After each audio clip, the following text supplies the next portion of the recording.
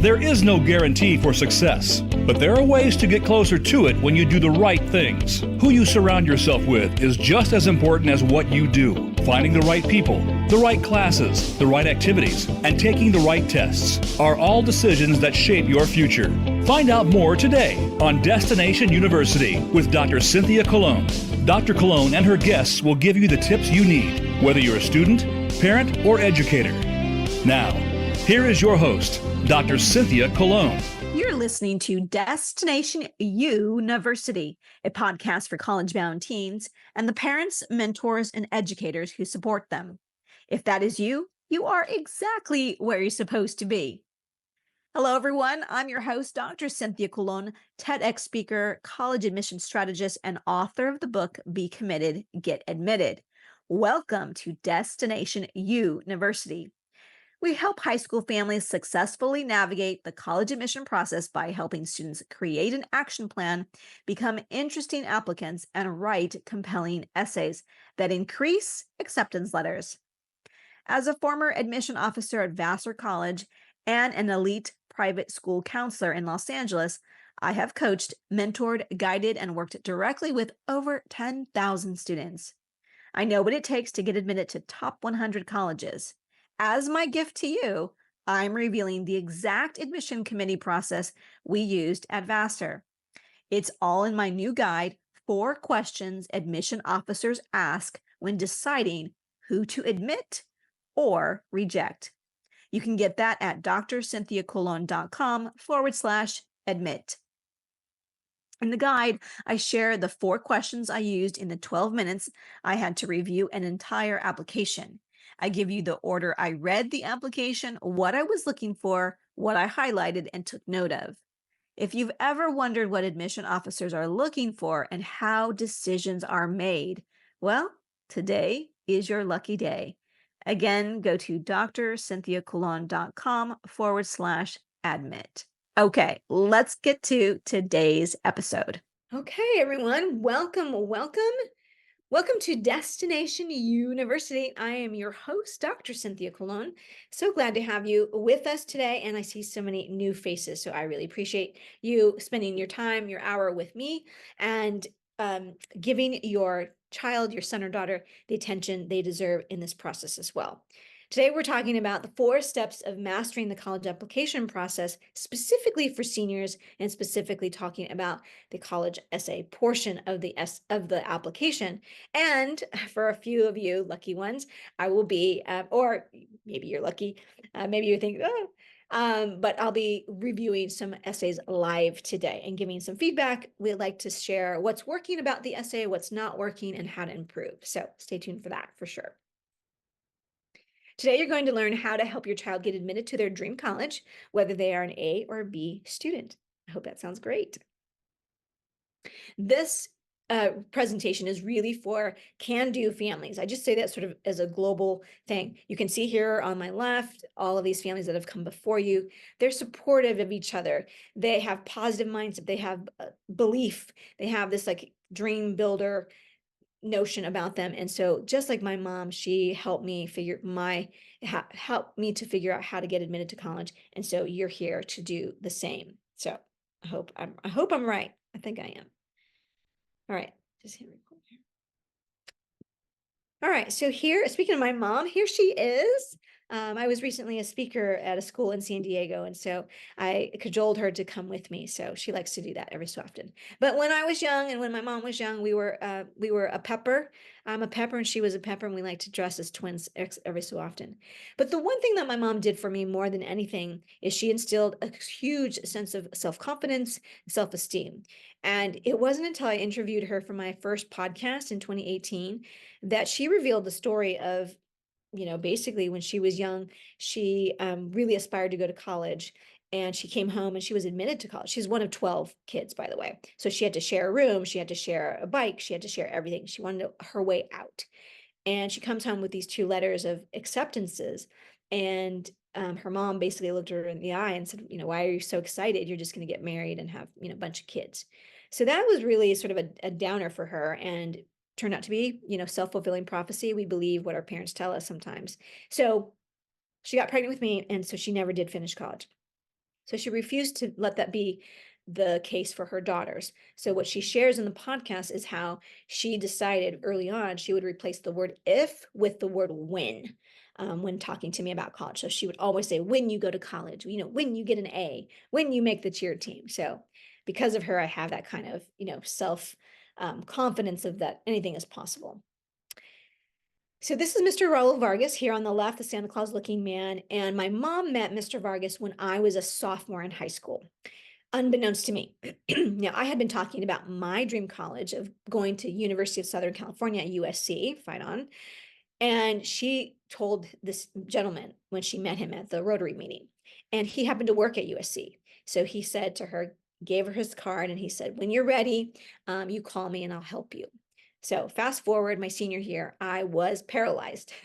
I don't know if you have children right now that are like immobile, they're maybe having imposter syndrome, they're feeling very nervous and very scared, or they're putting on a good front, and inside they're nervous for sure. So I was paralyzed, and luckily she held on to that card and called him up, and he agreed to take, some time with us like you're doing today right now. And my mom, I'll never forget, drove us north on the 110 freeway in the brown Oldsmobile. I'll never forget it. And we sat in his office, and I was like diligently taking notes, and I followed everything he told me to do, because I didn't know what to do, and she didn't know either. So we wrote down notes, and then fast forward, we followed his plan, and I was admitted to my dream college. And I graduated, luckily, 4 years, just 4 years later. So that was great. And then that's a picture of us when I interviewed her for my podcast. So there you go. After graduating from USC, I took some time and I did a part-time job at USC in student affairs. And I knew that I wanted to work on a college campus because I loved colleges. Like even when I was a teenager, I would sit in front of the TV watching college football, you guys. I still do. And nobody else in my family was watching college football. My dad was a musician, so he was never watching college football, let alone NFL football. It was not happening. I was the only one. So I wanted to find a way to get paid to work on a college campus, and that would be my great life. So I went to teachers college at Columbia University to get my master's degree because my mentors at USC said that's what I needed to do. So I did what they said. And upon graduating from Columbia, I was supposed to go back home or come back home. I live in California again now. But I got a job at Vassar, which is in New York, it's Poughkeepsie, New York. So when my mom came to graduation, I took her on the train up the Hudson to go see this college, Vassar, that you see here on the left. And she took one look and she was like, if you don't take this job, I will. Like, you have to take this. And my mom had a real sense of like, I could tell she had a sense of understanding that this was a type of college or this was a type of privilege that we weren't otherwise privy to. And so she really wanted me to have sort of that behind the scenes experience of being at an elite college, if you will. I mean, yes, I had graduated from Columbia, but like now I was going to like live there. So I was at Vassar, and you'll learn more about, I worked in college admissions, and that's why I know what I know today. But all the things I learned at Vassar, I then applied them, those behind the scenes secrets, to where I worked at Marymount High School. Marymount is a private girls' school here in Los Angeles. It's an all-girls Catholic school. Let's see, Mariska Hargitay from Law and Order went there. Giada DeSantis went to school there. Tatiana Ali, she's an actress, went there. Kourtney and Kim Kardashian went there. So I tell you that not to impress you, but to impress upon you the kind of privilege and resource and access was available at a school like that. Okay, and this is my Marymount family when my first book came out. So using all of that, we began to have really good luck. I shouldn't say luck, but students were getting into Stanford and Brown and Princeton, and that's what I was brought to the campus to do, to help lift the profile of the schools and the quality of colleges. And using the strategies that I had learned at Vassar and what I saw behind the scenes, I applied them here, and it was working. Fast forward, I put all of those tips and strategies into my first book, Tips, Tales, and Truths for Teens. And that's where sort of we were off to the races. And what I mean by that is, like, even though I had done all of this research and wrote the book, I had not necessarily applied them to sort of the everyday student. So I started taking sort of one at a time, and it was working, you guys, especially the essays. So when I worked at Marymount, even then, even though I had a student to counselor ratio was 55-1 at a school like that, which is super low. Even then, we still felt like we didn't have enough time to give the kind of quality feedback on to the students and with their essays. So we started essay camp even when I worked at Marymount. And so I started using those essay strategies with these students, and then boom, same thing was happening. They too were having luck and getting into top colleges. So I kept thinking, well, they're not superhuman. I mean, nobody's curing cancer and nobody's a recruited athlete. So it's working. So I really wanted to go all in, and I started my podcast. Later I became a TEDx speaker. I wrote the second edition of my book. It's also in Spanish. So I went all in with really trying to get more information out to as many people as possible, and also especially the essay camp. So here's one of our early on students from Chicago, and that's her when she was admitted to Princeton. I was honored enough to be in the Zoom room when she opened her letter, so that was super exciting.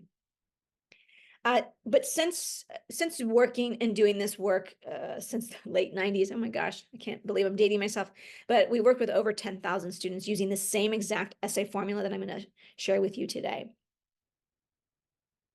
You guys don't have 17 years to do all the research, so I've done it for you. So if you're ready to really learn how to transform your child's life, type in the chat the number 1 if you are ready to rock and roll. Say number 1 if yes, I'm ready. Let's go.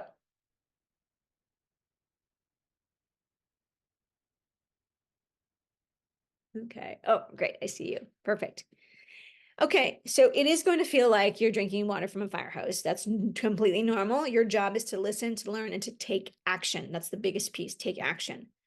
So the framework of our grand plan of college admissions is in the book. So today we're going to focus on number 3, but briefly, in the framework, step number 1 is the academic plan. Obviously, you're here. If you're a senior, you made some kind of plan at some point, and you are now have your GPA. You're going to graduate with 8 semesters of grades, but you're going to apply to college with 6 semesters of GPA. That's where you are right now. For the resume plan, that is, again, something that you made a plan along the way, and now here we are, and there's nothing I can do really to change that plan for you or add to it, although I guess you could do a few things now between now and November 30th, but the resume plan, whatever you've done, is probably pretty set. So now all that's left to do is actually complete the application and using the things that you have control over, because at this point, the academics are done, the resume is done, now you only have control over this piece. So here we are. You may want to screenshot this. Step 3 in the framework is the application plan. There are 4 components to the application plan, and here they are. So the first is to curate the right list of colleges so that you set yourself up for success. Okay. And the second piece is to clearly communicate your involvement versus your impact leadership. I'm going to focus on the impact leadership today. Create compelling essays. That's a no-brainer because every word is high real estate. So I'm going to teach you today what that looks like. And then finally, you want to be sure that you connect the dots easily and completely for your reader. Okay. The Texas rock star that the Wall Street Journal wrote about just a few years ago, and wrote that she was like a 4.5 student and was rejected 9 out of the 11 colleges she applied to, you guys. Holy smokes. Well, I'm going to tell you right now, I took a quick read of the article. You can find it. And I looked up her high school profile. And very quickly, I learned what went wrong. So her college list she was ill-informed and ill-advised. So I'm going to tell you what my philosophy is, and then I'll tell you what she did. And the philosophy is 30% should be your realistic reach and maybe 1 or 2 reach dream schools, okay? Like way out of reach, like the Harvard of the world, okay? So 30% should be your realistic reach schools. Then 40% should be your 50-50 or target schools, and 30% should be your likely schools. If she had set herself up for success using this formula, she would have been admitted to at least half of the colleges. But of the 9, all 9 of them, if I remember correctly, were admitting under 20% of their applicant pool, you guys. That's among the most competitive colleges in the world. And then 7 of the 9 were not even listed on her school profile. The school profile, if you don't know what that is, write that down. I'll tell it to you later. Okay, 7 of the 9 colleges that rejected her were not even on her high school profile. That's a good indication that there's not a relationship with that high school, between the high school and the college. Okay, so she was probably ill-advised.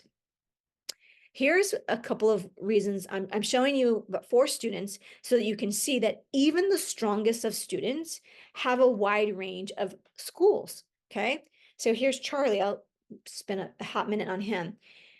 Charlie was applying early action to Notre Dame. But even before getting that acceptance letter, he had already gotten a letter from, I want to say, Xavier and maybe also Marquette, maybe even Loyola Chicago, I don't know, 2 or 3.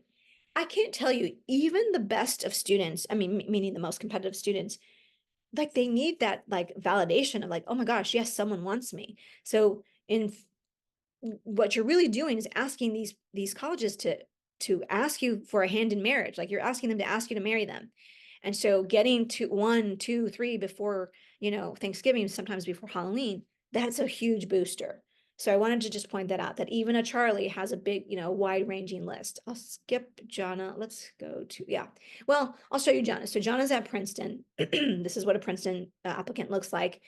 But you can see here, they didn't all fit on here because she's got, gosh, I'm gonna forget. So she had Howard and UVA.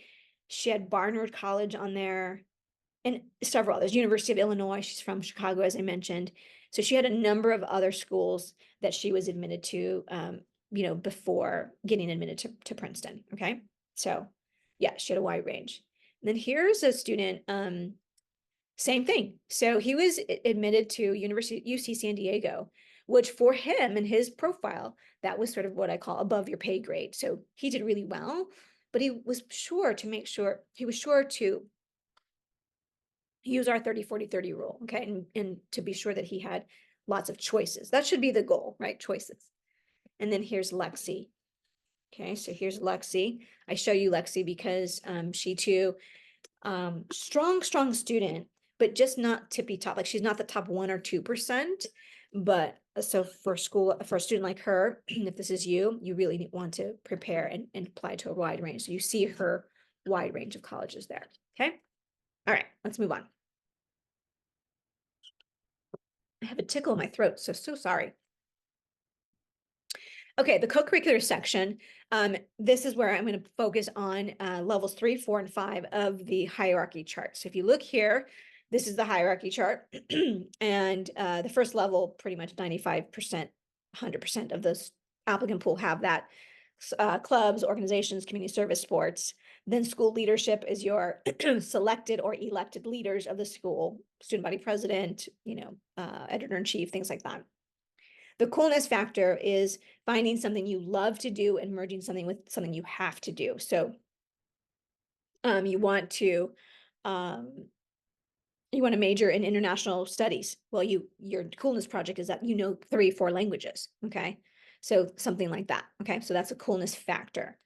The impact project, you may want to write this down. I've based this on the Girl Scout Gold Award, which has 3 criteria. The 3 criteria for the Gold Award is 1, solve a problem, 2, for a community you love, and 3, spend 80 hours or more on that project. Okay, so I'm going to give you a couple of examples here. So Sienna and Miles, Sienna outright told me, when we started working together, she's like, I'm not that, I'm not going to run for office. I'm not going to be the student body president. I'm not going to be that. But she had an idea that she wanted to be a pediatrician at the time. She's changed since then, but she thought she wanted to be a pediatrician. She loves kids. And she also had a sewing machine at home. She loved to crochet. She loved to sew. So we found an organization called Bead Bag Project, and they gave her the instructions to sew the bead bags for kids with cancer so that they could put their milestone beads into the bag. And then she would write a personalized note that would go into the bead bag. Okay. Simple project, you guys. And not only do you get to do something that is powerful, but you write about it and then you're like, that's something interesting. So a lot of places that she was admitted to, people wrote her a handwritten note on her acceptance letter just for that little project. For Miles, he needed a project to stand out because he was applying as a computer science major, which is one of the most computer science and computer engineering, two of the most competitive majors in the country, but pretty much at every school. Any school that has those majors is going to be the most competitive, among the most competitive. So here's his project. He was a COVID baby, so he was a senior, or he was a junior or senior in COVID, and he created, again, knowing what he wants to do as a career, he created a big font website for senior citizens of his community, and so that they could order their groceries on this big font website, and he would go and pick them up and deliver them for free. So that's what he did for several months. Okay. Alexis, I mean, these are rare, but there are students, if you are someone like Alexis, you want to be sure you're going to leverage all of these pieces somewhere in your application. So this is someone who happens to meet every single level of the hierarchy chart. Okay, here we are, what you came for. Okay, good, I'm good on time. Let me give you some insight, and I'll spend some time here on the essays, okay? And then we'll quickly move to reading, getting to your essays. Okay, screenshot this, tape it to your refrigerator or something. You have to understand that college admissions is not fair. It's not objective. It is subjective to the humans who read them and the humans who submit them, you, okay? So it's a business. And they're looking for applicants who fit in with their criteria, whatever they're looking for their campus, okay? But understand that the only way they can make a decision on you is by what you write in the application. Nothing more, nothing less, okay? So every word is high real estate. So quickly, here are the 5 reasons the essay is important. 6 to 12 minutes is all an admission officer is going to spend on the application. That's it, from cover to cover. Then I would take notes on the application, and then I would present to the committee on committee day. And in 60 seconds, I would present, and then they would ask me questions, and then without any discussion, we just held up a red, a yellow, or a green index card. That was it. And that's how we voted. Majority won, we moved on to the next person. Number 2, we cannot rely on test scores or grades, because when you think about any pool, wherever you're applying, the academic quality of that pool is pretty much similar. So everyone there is in the same situation as how academically qualified they are. Some a little bit more, some a little bit less, but generally speaking, that is not alone going to get you to stand out in a pool that's already equally qualified, okay? So the 3rd reason, maximize choices. The only goal of the essay is to be interesting, engaging, and compelling, so that it compels the person reading it. It was me. If you were from California and you're applying to Vassar, it was me. So your only goal was to convince me to take some great notes and convince me to advocate for you when I then did come up to committee and we were going to vote with the red, yellow, green card. You wanted me to be your advocate. That's what your goal is with the essays, okay? Remember, you are applying and you are competing against other students from your high school who are applying to that same college. So everyone from Piedmont High School, everyone from, Walter Payton, if that's the school that she went to, high school in Chicago, applying to fill in the blank, USC, UCLA, Rice, Northwestern, UChicago, Duke, wherever, you guys are competing against each other, okay? And they can't take everyone from each high school. I know, go figure. Number 4 is you want to get to the point quicker. Every word is high real estate. I can't emphasize that enough. Every word is high real estate. So you don't want to spend your words unnecessarily, okay? You've got to connect the dots for your reader, and you have to forget what you know. This is not an English paper. There is no need to write a topic sentence, okay? I know it seems completely foreign to everybody, but it's not an English paper, okay? It's not a test of your vocabulary. The personal statement especially should be something I cannot find anywhere else in the application, okay? All right, so these are our core 4 signature questions that we promote. So parents, if you're not familiar with just how many essays your child is going to need, you're in for a rude awakening. It's anywhere, our students that we work with report having to needing somewhere between 28 and 48 essays. I know. So we teach students to write on these core 4 topics so that you have something that you can reuse and repurpose again and again. So this is what we concentrate on in our essay workshops and boot camps. Okay, these core 4. Okay, rinse and repeat, rinse and repeat, rinse and repeat. Okay. Okay, what I have found, some of you have written your essays already, and what I find happens when you try to do this on your own with no help or guidance, or very little, is I find this. One of 3 types of essays. 1, the boring essay, which comes across as a flat read. I literally used to write at the bottom of the page if I was writing notes, and I was like, there was nothing great about that applicant. There was nothing wrong with the applicant, but it was flat. Okay.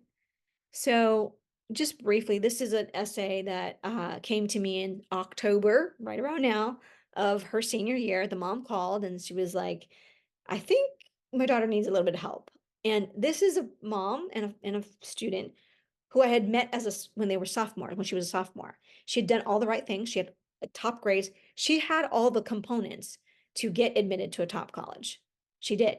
But with this essay, I was like, oh my God, I can't even read it. Every time I read it, I'm like, oh, I'm so bored within the first sentence. Ugh. Okay, common topic essay. There are a lot of pitfalls, as I call them on my Instagram, if you follow me on Instagram.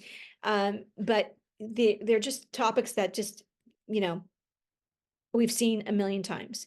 This essay came to me in summer before his senior year. And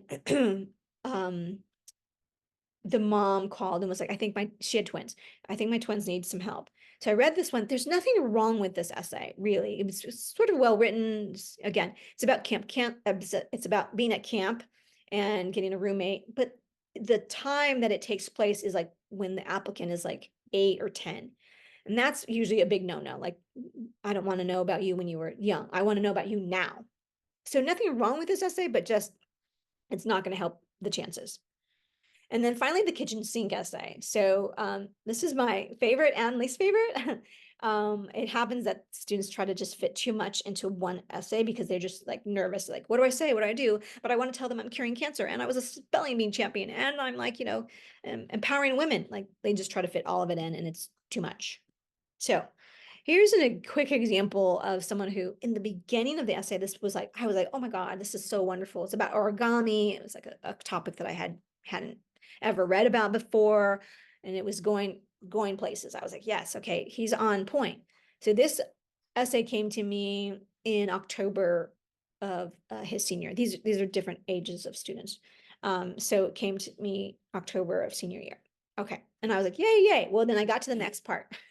And so he's talking about origami, and then all of a sudden he switches to this like woman that he met from Caltech, and then it goes on and NASA and JPL, and then Kessler syndrome, and my 8-week course that I took, and it goes on, and I'm lost as a reader. I'm like, wait, I thought we were talking about origami, and I thought we were over here in this, Huntington Gardens. Where are we? What are we doing? What's happening? And so instead of focused on his essay, I then become focused on like, do I have pizza for lunch today? Or am I going to go to the Dutch? Or am I going to have Vietnamese food? I'm thinking about something completely different than the essay. So the final piece here I just want to point out is that we're trying to imagine if we can have a conversation. Do we like this kid? Like, do we imagine this person on the campus? Okay. So the last piece I'll just share with you is that an admission officer is never going to remember your name and your high school and like all the details about you. They're going to just literally remember a few sentences. So we revisit a few of these students that you've seen here before tonight. And you can see here's Ethan, who comes down to this. The kid who took care of his mom in 9th grade. He developed a love for community and activism through his grandfather. He plans on contributing to his community through political science. Boom. Okay. If you remember, this was a kid who had strong grades. He had a lot of A's on his transcript, but a weaker curriculum. So, but a strong, compelling application can make the difference. And now that's not going to make the difference in getting him into Yale, right? So you have to be reasonable and logical, but you can get admitted to a school, like I always say, sorry, it's like it's above your pay grade. Here's Lexi. I'll breeze through these so we can get to your essays in here in a second. So again, it just comes down to just a few sentences that I'm going to remember. I wanted to show you Charlie, because we saw Charlie earlier, and I think some of you are STEM students. So here's Mateo, but here is Charlie. The introverted, awkward Catholic school kid who loves Magic the Gathering.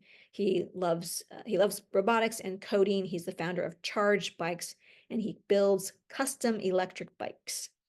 So there you go. Okay. Here is the student who turned in the boring essay in October to me, and then we revamped and started all over again. So her essay is about wanting to become the first female colonel in her long line of legacy of her family. All of the men in her family have been colonels in the Army. So it was actually brilliantly written with woven in with all of the jargon of the military. Okay, so here we are. I'm going to just tell you a couple things of how we work with students in case this is a fit for you. And then Daryl will help me with the link, and then I'll read your essays. Okay, so one, I want you to know the students, every student I showed you, regular human being. They did not curing cancer. They were not recruited athletes, just normal students. Okay. Now, some of them, as I mentioned, came to me very late in the game. So I don't take credit for helping them. You know, your grades are your grades, your resume is your resume. So you have to come to the table, you know, as you are. And then you say, okay, but how do I get into the best college possible? Okay. So what we offer is our essay camp on demand, right? We have essay camps in the summer, but that's now over. So now we've put everything that students get in the 5-day boot camp is in this on-demand workshop. Okay. If you were to follow that and do the things that, you know, students do who have big dreams, you will increase your chances by 50 to 70%. You may think that is a big, bold statement, Dr. C. Yes, it is, because most students, most teenagers are not willing to put in the effort that it takes to get a great essay, what I call a wow essay. They give up, they stop drafting, they're just over it. A lot of reasons, and I'm not judging because I probably would have been that kid. I would not have been the kid to be like, I'm going to write 8 drafts. It doesn't always take 8 drafts, but like I wouldn't have been that kid. So I don't judge that, but I'm just saying for you, if you're at the 7th inning stretch, you probably have a November 1st, November 15th, or November 30th deadline. All you can control is what you put in that application. So in the first 90 minutes, it's module 3, but it's the main one, is we go over this 90-minute exercise that works over and over again. It is the very exercise I started way back when. I won't even tell you how many years ago because it'll date me. But it is, you know, it's a long time ago. So it's this, how we brainstorm, what we brainstorm is the way we do it. And then the what, why memory exercise works like a charm every time. And then our test drives, those are the first 3 steps. And then it continues from there. Okay. So in that first 90 minutes in module 3, if you've written an essay, you'll see very clearly what's not working and why it's not working. And if you haven't written an essay, good for you, because you're a blank slate and you can start from scratch, having more creative ideas as to what to write about. Okay. So you're going to save time by getting all this done and stop worrying about it. Every day you're putting this off by not getting the help, you're stressing yourself out even more, right? Like I'm getting stressed just thinking about your deadline already, because we're already, what is it? October 3rd? This is what you get: the exact 5-step essay camp training. You get these 3 teen-proof writing exercises that I just said, the brainstorm, the writing exercise, and then the test drives. Then the jump into action is actually, I think, the golden piece here. It's a way that once you have your content, like you have a solid essay, it usually just a few shifts and moving parts around can make all of the difference in how the reader is engaged from start to end. Okay. 10 sample essays, the winning editing exercise. This is a total value of $39,000. This process, people pay between $3,000 and $30,000 to have me come and do this for them. So I'm giving you all of this and all of the exercises, and it's all on demand, and it can increase your chances. So it's $997 if you just do this. Okay, but wait, there's more. If you do the $9.97, you will also get someone to personally give you feedback. So if that's what you're looking for, it's a great added value for the $9.97 price. Okay, can't go wrong. Like most students, like that's all they need. They need some feedback. And then once they redraft it, you need feedback again to like, okay, this is working, this is not working, like keep drafting. Okay. If you sign up today, you do get feedback by Sunday. So just keep that in mind. Some of you may also be thinking, well, how do I figure out my GPA? How do this colleges calculate my GPA? What about teacher recs? What about majors? What are the 5 majors to avoid and how to replace them? So all those other pieces and components are in the Dream College Academy. Okay, so these are the bonus. This is what would come in the Dream College Academy, these modules. Leadership, if you're still thinking about leadership stuff like that. And if anyone's younger than seniors, this is a great value also because this is a low price. I'm offering it to you and you have access for a year. So, okay. So lots here, especially module 4 to me is worth the price in gold, like the how to curate the right list and majors and all of that. Okay. If you do both, if you bundle both, and Daryl, you can go ahead and put the link in the chat now. If you do both, then you also get invited to my Sunday workshops. So I only take a small number of private one-on-one clients, what I call my VIP clients. But on Sundays, I've opened my calendar up from 4 to 5 Pacific time every Sunday from here to Christmas. Okay, or just before Christmas. So if you're wanting to have access, you can come. And last week we did it and we had, I think we had like 6 students there. So parents can join too. So we had 6 bodies there. So it's a very small group. We have probably 50, 60 students that we work with. So, you know, it's going to vary from week to week. Sometimes there's 2 people, sometimes there's 10. So you can get some really great access. This alone, just having me weekly is worth 15. Well, we did 15 weeks last week. So $14,000 is the extra added value. Okay. So that is what I wanted to share with you. Again, Daryl popped the link into the chat and all of this is $65,000 for $1,594. Now, why, Dr. C, do you do that? Well, because trust me, I've seen enough bad essays to know it's worth me being able to share with you how to do this process. Okay. All right. Let's see. So it's 7:39. I have a hard stop at 8 today, 8 o'clock my time, of course. So any takers? Anyone ready to share? Oh, hi, Nikki. Nikki was one of our essay boot campers. Is anyone wanting to share their essay and get feedback live from me tonight? Let me know. Wait, what? Adrian, Bishop Amont. Love. Okay, Nikki, you if you send me the link, I will put you on blast.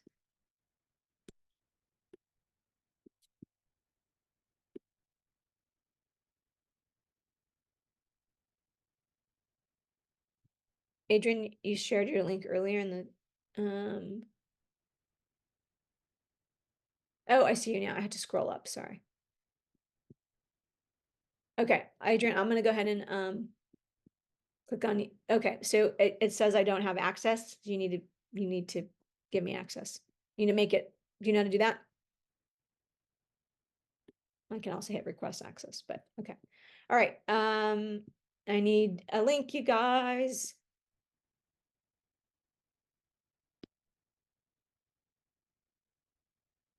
All right, here we go. Yep, Owen, same thing with you. It's not, that's, sorry. That's why I was trying to be clear earlier that you needed the Google Doc ready to go. So I just hit. All right, let's try this again. All right, Nikki, where is yours? All right, Adrian, I'm trying you again. All right, here we go. All right, you guys, if you're wanting to share your document, be sure that it's available for anyone to view so that we can do that right away, okay? Because I have a hard stop today, so I will only do what I can until 8, mostly because my little Elvis, he's been cooped up and he needs a walk, and it's late. Okay, here we go. Okay, here we go. Prompt number 2. Oh, wait, who am I looking at again? Oh, Adrian. Okay. faced a challenge. Okay, so this is from the Common App, I guess.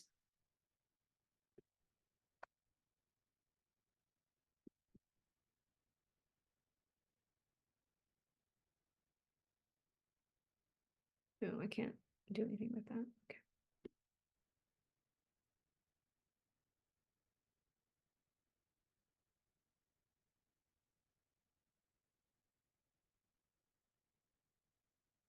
Hmm. Okay. Awesome. Good job. All right, snaps. Give Adrian some snaps in the chat. Thank you so much for your bravery. Put your video on so I can chat with you. Good job. Hey, Adrian. Okay, so first of all, I remember a lot. I usually like to start with what do I remember, what's working, what's not working. Okay, so I remember I can see the image of you being small. I want to say you said like I don't know how tall you were, but small and then like 91 pounds or like I don't know something. Maybe I'm exaggerating, but I can see that image of you being little and like wanting to join the team, the football team. So I can only imagine sort of what that looked like. I remember that. I remember you had some serious allergies, so it prevented the protein, made that difficult. So it sounds like you researched and did some things, and then you continued to work to gain weight and to be stronger. And then you give you're 135, well, I don't know, 5'9", and quite a difference from like where the essay starts. Okay. So those are all things I remember, and much of that is what is actually working. What's working really well is there is one solid, tight story, a journey, right? There's actually a little bit extra at the top you can shave off, but I'll get to that in a second. So there's one story and there's one journey, and I can see literally by your numbers, your height and weight at the top and your height and weight at the end, right? So I can clearly see that. So all that's working really well. What's not working or what can be improved on is by and large, the essay is told through a tell voice, not a show voice. So you want some more, it's like, you know that pretty well when you have a lot of sentences that start with I. But if you're just telling me the story, and it would be so great if like just you tweaked a little bit and gave the show voice. So that's another one. I would say you should start with like your first sentence should be something like, remind me how tall, what was the height and weight at the beginning of the essay? 5'1", 97 pounds. Yeah, I was 5'1", 97 pounds and determined to make the football team. Boom. Okay. Right? Like, I'm like, oh my God, like I already know, like 5'1" and 97 pounds, like who's trying out for the football team? Like, and so there's that sort of uh-oh moment of like, oh, and I have a reason to want to read it. Oh, I wanted, because you say I wanted to make the team. So don't start with I made the team, start with I was this, 97 pounds, 5'1", 97 pounds, and I was determined to make the team. Okay. Right. And then you can give a little background of like, I had this debilitating, food allergies, or, you could say a little bit of background of like, to help us understand, and then go into your story. Right. And I want to see like,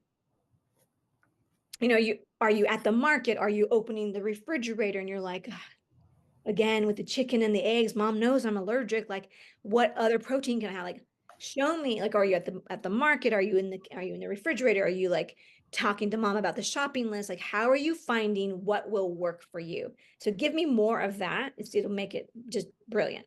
So Okay. Yeah. you're on your way. You have the content there. You would be really well served if you did the on-demand and module 3 and module 6. Okay, module 3 and module 6 would like bam.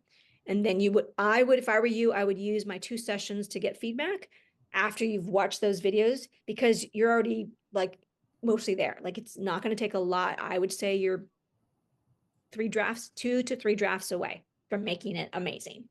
Okay. All right. Thank you. You're welcome.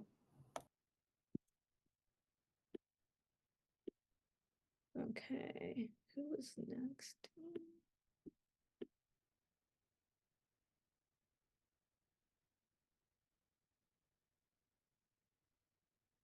Owen, I think, was next. Nikki, I don't see your link. Okay, keep going. It says it shared with you with hello@drcynthiacologne.com. I know, but like, did you give me the link in here in this chat? Anyway, okay, look, we're gonna do Owen, so I just want to, I'm gonna try to get to you.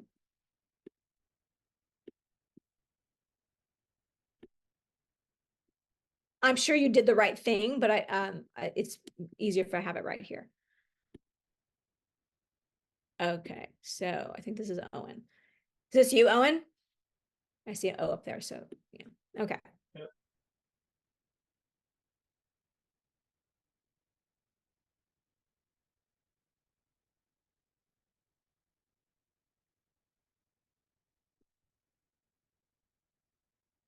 Wait, what?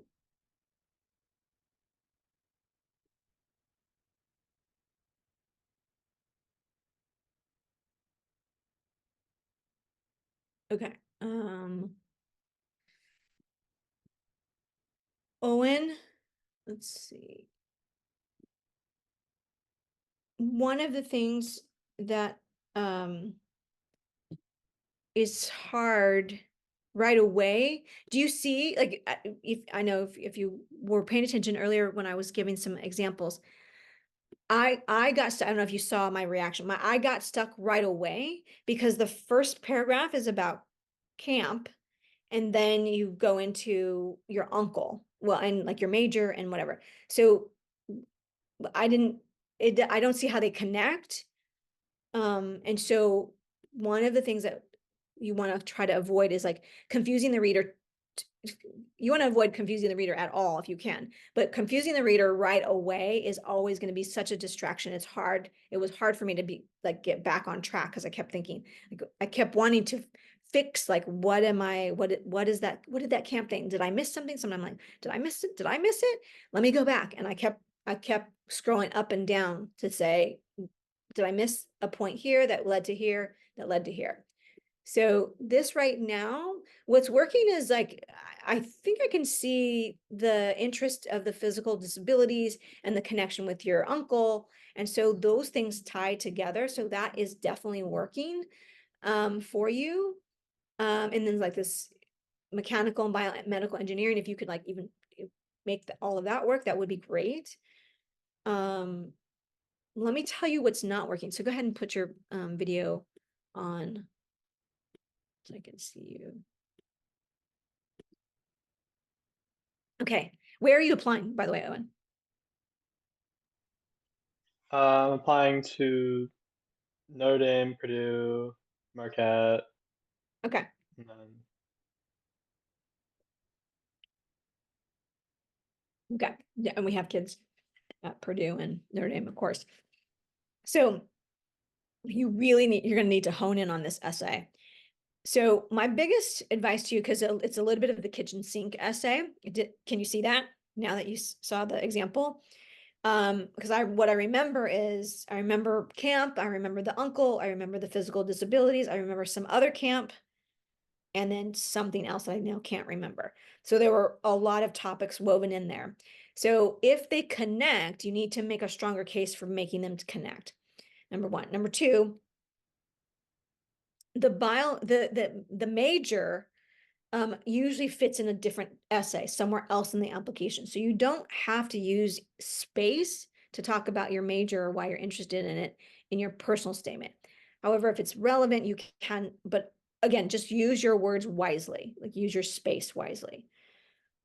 If I had time with you, if you joined in, I would probably try to talk to you more about what else is interesting about you. I bet you have a ton of things that are interesting about you.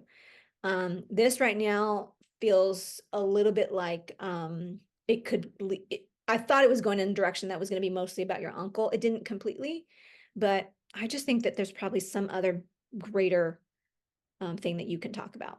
Now, that being said, Charlie, who you saw today on the slide, Charlie applied to Notre Dame many schools like you did, like you are. He did write his essay, his main essay about building these electric bikes. So it was tied to his mechanical engineering, but he talks about how he got interested in like, so that was a coolness factor about him. And so it made it seem, fine. But yeah, you would benefit from the what, why memory, the brainstorm and the what, why memory to see what else you have. That would be even more interesting because a lot of what you have in here can go somewhere else in another part of the application. Does that make sense? Yeah. Yeah. Okay. Is that helpful? Mhm. Okay. Awesome. All right. We're gonna go quick because I think I have 2 more of you. Oh, thanks, Nikki. Yeah, I got it. Okay, so Philip, is that how you say your name? Philippi? Yeah, it's Philip. Philip. Okay, great.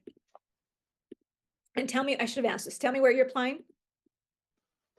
I'm applying to WPI, Northeastern, Virginia Tech. Okay. Mm. So what major are you applying as? Aerospace engineering. Okay. All the engineers are here today. Okay, let's see.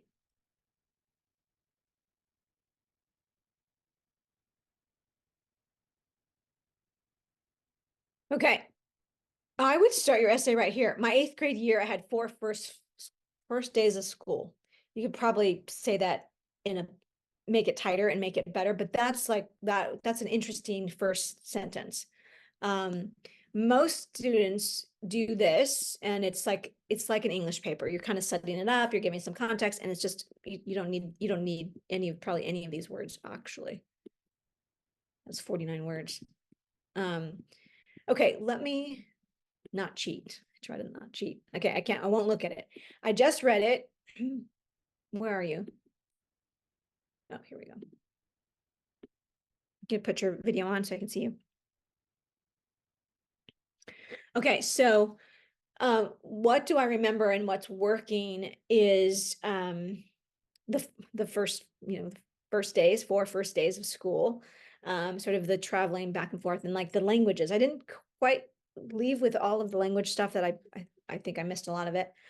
But that's working pretty well. I can see it and I relate, everybody relates to like what was everybody doing during COVID. What's not working is that the majority of the essay really takes place in that 8th grade year. And I think I might have said this earlier in this session or maybe earlier in the earlier session.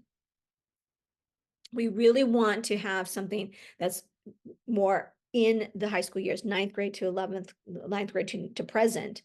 So if you can definitely use an anecdote about this, but leave it no more than 20% of your essay. Okay. So an example would be give the anecdote about, hopping from school to school, first day, it's yet again a first day. It's kind of like the Groundhog's Day. I don't know if you're too young to know that movie, but it's like, oh, again, you're like, here I am again. It's the first day of school. And what are the things, this is where I would go. What are the things that happen on a first day of school? Without fail, right? And because everybody relates to a first day of fill in the blank. So I would restructure this as thinking, what are the things about a first day of school?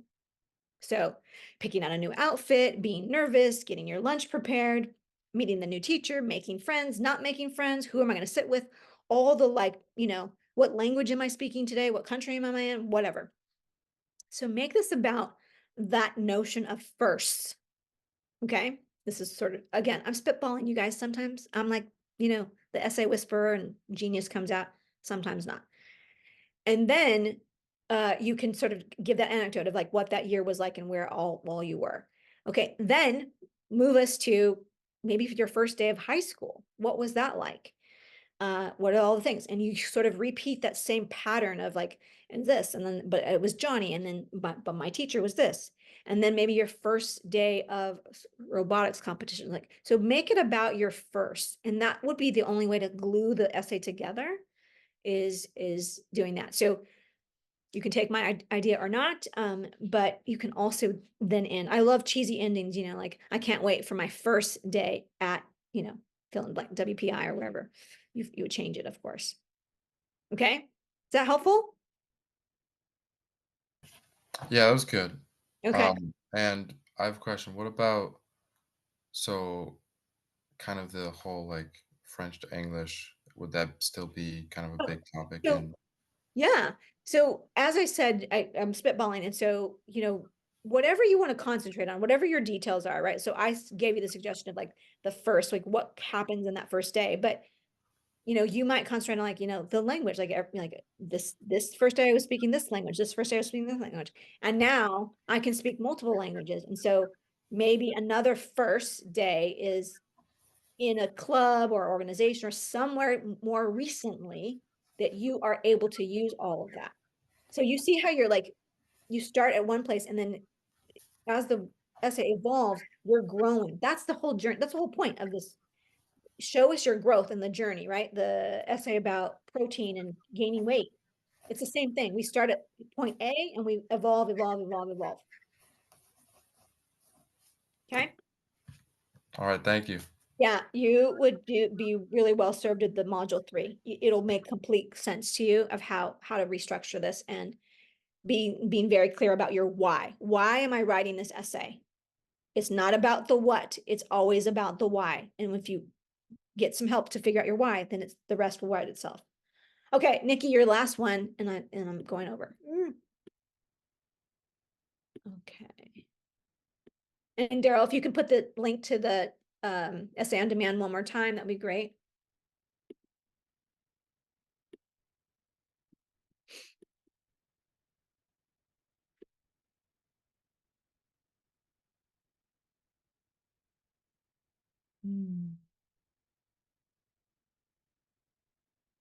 It's a great first sentence. This one, the smell of.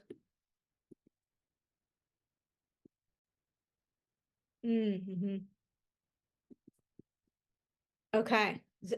Nikki, oh my gosh, you have evolved. Oh my Lord. So good.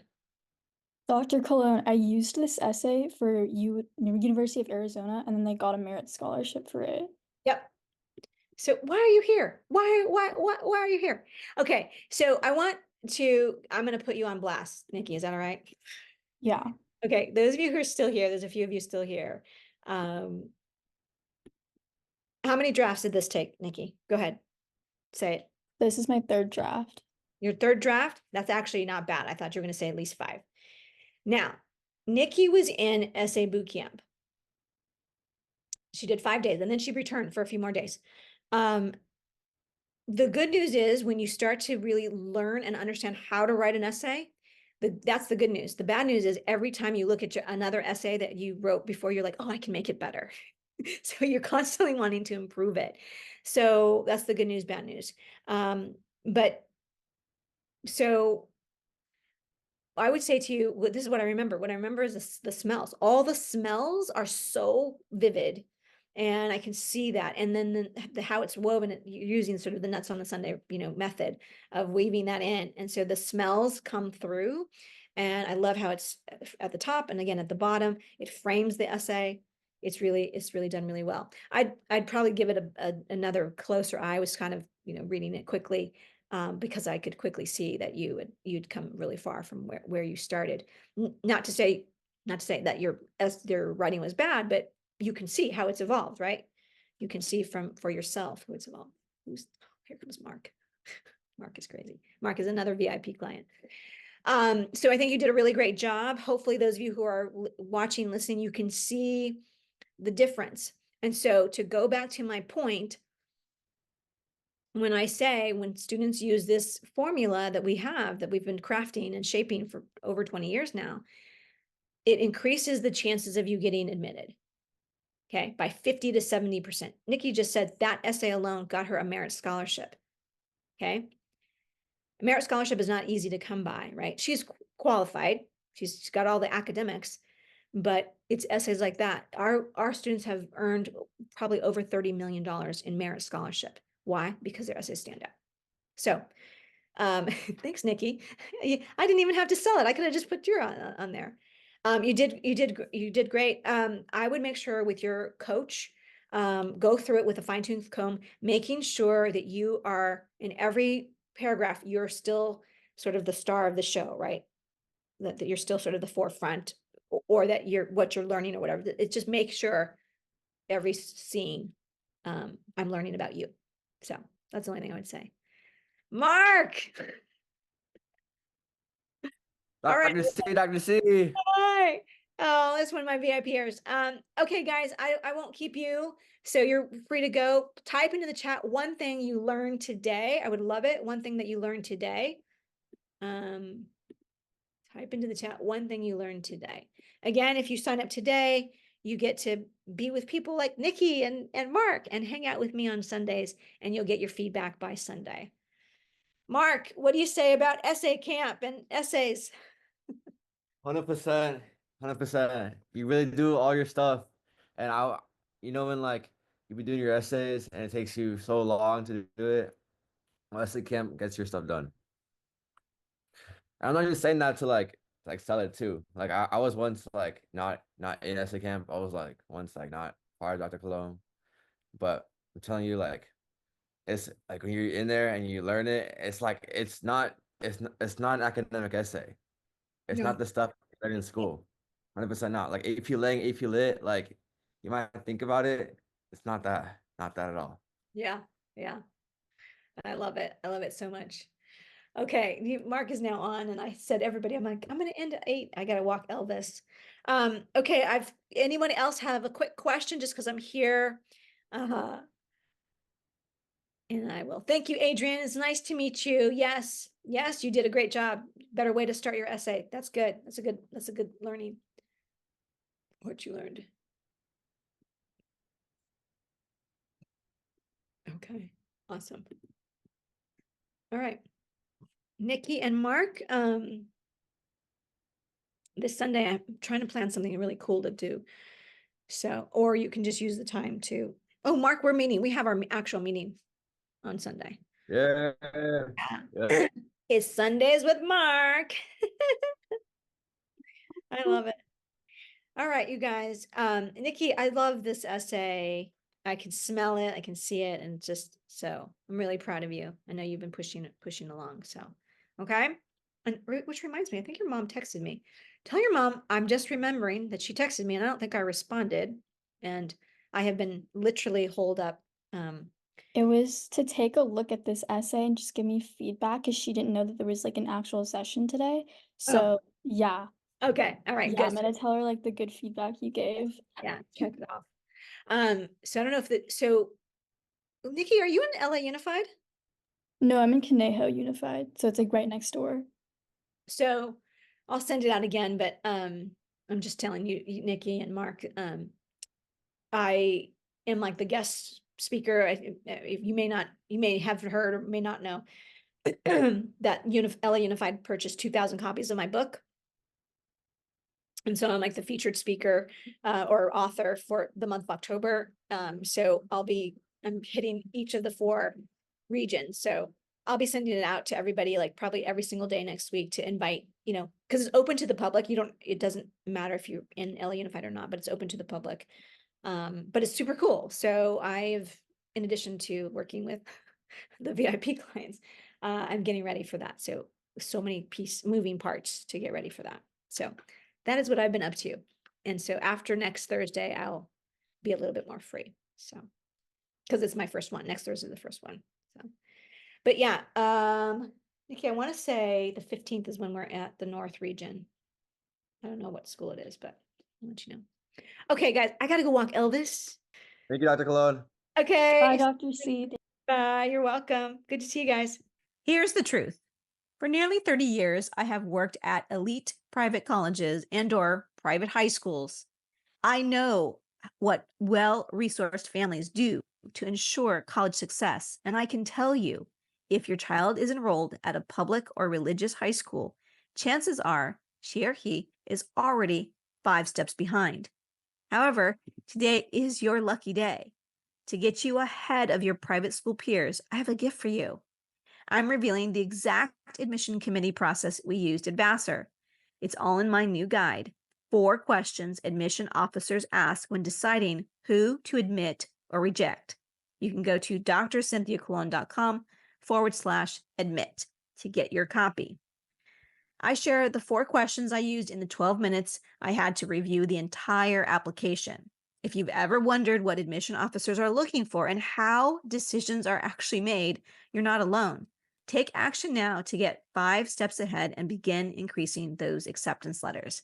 Again, that's Dr. Cynthia Colon, DrCynthiaColon.com/admit.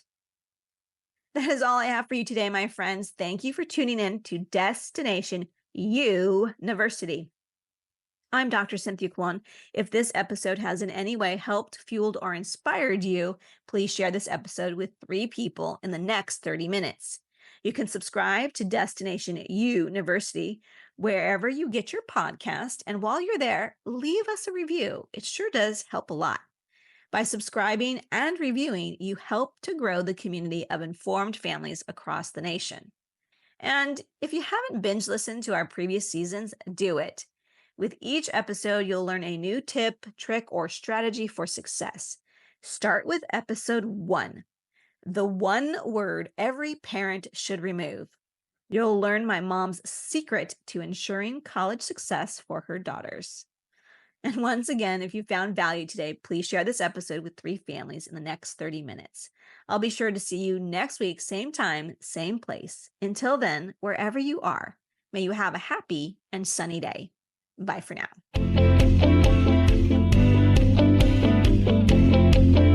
Thank you so much for listening this week to Destination University. Be sure to join Dr. Cynthia Colon again and get one step closer to your success.